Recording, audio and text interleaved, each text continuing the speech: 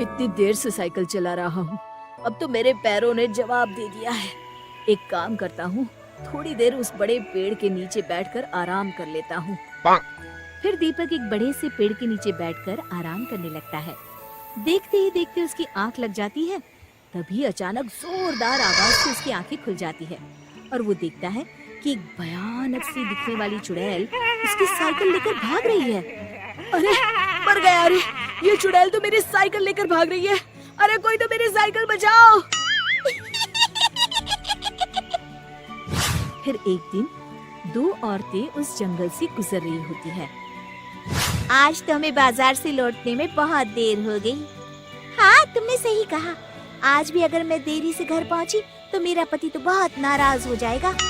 तभी उन दोनों औरतों के पीछे से चुड़ैल उड़ती हुई आती है और दोनों की चोटी एक साथ काट लेती है। ओह, मेरी चोटी! अरे मर गई रे! अरे तेरा नाश पीटे! हमारी चोटी काट कर ले गई। अब तो हम किसी को मुंह दिखाने लायक नहीं रहे। तेरा सत्यानाश हो! देखते ही देखते गांव में उस चुड़ैल का डर चारों ओर फैल जाता है। एक दिन रमेश अपनी पत्नी के साथ उस जंगल से गुजरते हुए अपनी पत्नी से कहता है, अरे भाग्यवान, क्या कर रही हो?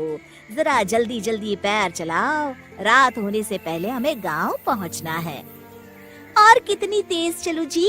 आप तो हर वक्त बस मुझे डांटते ही रहते हैं। तभी वो चुड़ैल उड़ती हुई आती है और रमेश के बाल पकड़कर हवा में उसे उड़ा कर ले जाती है। अरे मर गया रे! अरे चुड़ैल तो मुझे कहाँ लिए जा रही है? अरे कोई तो बचाओ रे! हाय, मेरे पति को चुड़ैल उठा कर ले जा रही है। कोई मेरे पति को बचाओ! चुड़ैल की रोज रोज की इन हरकतों से तंग आकर एक दिन सभी गांव वाले इस समस्या से छुटकारा पाने के लिए मुखिया जी के घर पहुंचते हैं। अरे मुखिया जी, बाहर आइए। तभी मुखिया घर से बाहर आते हैं। अरे क्या बात है भाइयों, आप सभी गांव वाले यहाँ एक साथ क्यों आए हैं? तभी विमला कहती है, अरे क्या बताऊं मुखिया जी, उस जंगल वाली चुड़ैल ने तो मेरी चोटी काट ली।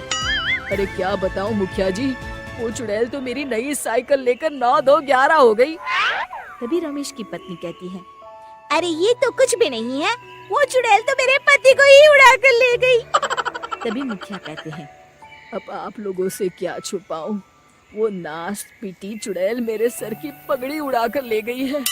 मैं भी जंगल से जा रहा था, तभी चुड़ैल उड़ती हुई आई। अब ये पगड़ी मैं पहनूंगी। अरे अरे मेरे पगड़ी!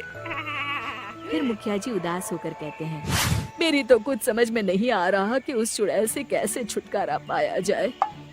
तभी गांव वालों की भीड़ में खड़ा बब्बन मुखिया जी के सामने आकर कहता है, मुखिया जी आप चिंता न करिए, मैं उस चुड़ैल को ऐसा सबक सिखाऊंगा कि वो जिंदगी भर याद रखेंगी। तभी गिरधारी कहता है, बड़ा आया चुड़ैल को सबक सिखाने। बेटा, अभी तुम्हारा बाला उस चुड़ैल से पड़ा नहीं है।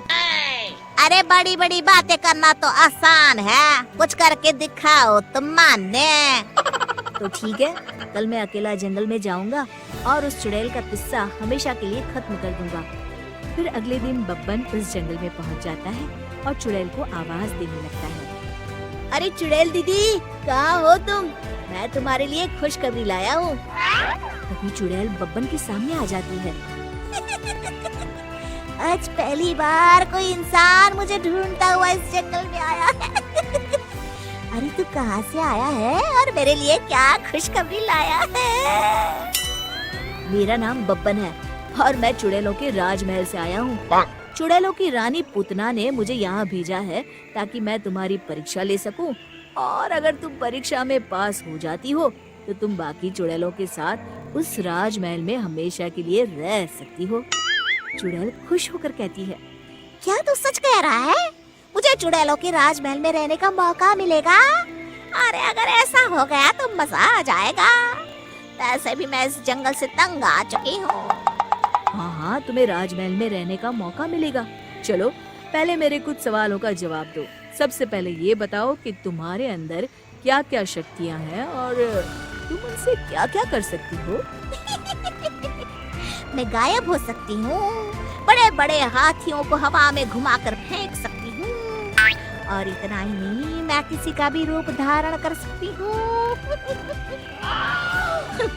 ये सारी खूबियाँ तो सभी चुड़ैल में होती है। कुछ और बताओ, जैसे कि क्या तुम अपने शरीर का आकार घटा बढ़ा सकती हो? इसमें कौन सी बड़ी बात है? अगर मैं चाहूँ तो अपने शरीर को एक छोटी सी चींटी के जितना छोटा बना सकती हूँ, और अगर मैं चाह लूँ तो इस बड़े से पेड़ से भी बड़ी बन सकती हूँ। मुझे तुम्हारी बातों पर विश्वास नहीं है। आंखों से देख लूंगा तभी मानूंगा। फिर बब्बन एक कांच की बोतल नीचे जमीन पर रख देता है और उस चुड़ैल से कहता है, चलो ठीक है, अगर तुम इस बोतल के अंदर समा गई तो मैं मान जाऊंगा कि तुम बाकी चुड़ैलों से ज्यादा ताकतवर और गुणी हो। इसमें कौन सी बड़ी बात है? अभी मैं तुम्हें अपना कमाल दिखाती हूँ। फिर देखते ही देखते वो चुड़ैल अपने शरीर को छोटा करके जमीन पर रखी बोतल के अंदर चली जाती है। तभी बब्बन जल्दी से उस बोतल का मुंह ढक्कन से बंद कर देता है। अरे अरे चालाक आदमी, ये क्या किया तूने? बड़ी आई थी राजमहल में रहने वाली। अरे चुड़ैल, आज से ये कांच की बोतल ही तेरा राजमहल है। फिर बब्बन उस बोतल को ले जाकर बहती हुई नदी में फेंक देता है और इस तरह बब्बन अपनी होशियारी से उस चुड़ैल को सबक सिखाता है। शिक्षा, हिम्मत और होशियारी से दुनिया की बड़ी से बड़ी समस्या पर विजय प्राप्त की जा सकती है। दोस्तों, हमें उम्मीद है कि आपको हमारी ये कहानी पसंद आई होगी। कृपया हमारे चैनल को सब्सक्राइब करें और सभी अपडेट्स के लिए बेल आइकन जरूर दबाएं। और हाँ, वीडियो लाइक और शेयर करना मत भूलिएगा। Bye bye.